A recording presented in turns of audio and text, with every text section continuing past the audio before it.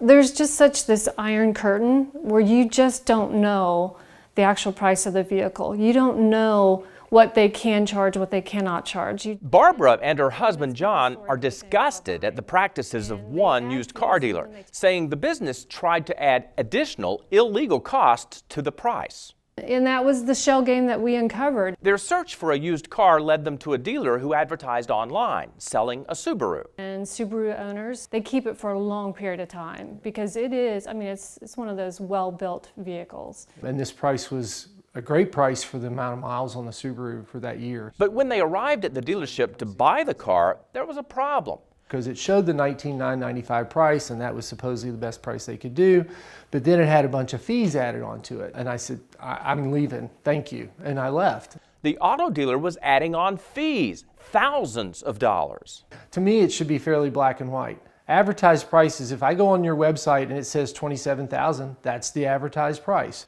Barbara went home to do their homework. I wanted to understand, what is a document fee? What are the electronic filing fees? How much should the taxes be on the vehicle, etc.? And I just started, Googling online and trying to educate myself as much as possible as to what all these fees are. Because it's not a $19,000 car. When they add everything in there, it's a $23,000 car.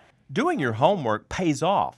In their research, the couple learned their state attorney general's office's position is that, quote, only government fees can be added to the advertised price of a vehicle, like tax, tag, and title.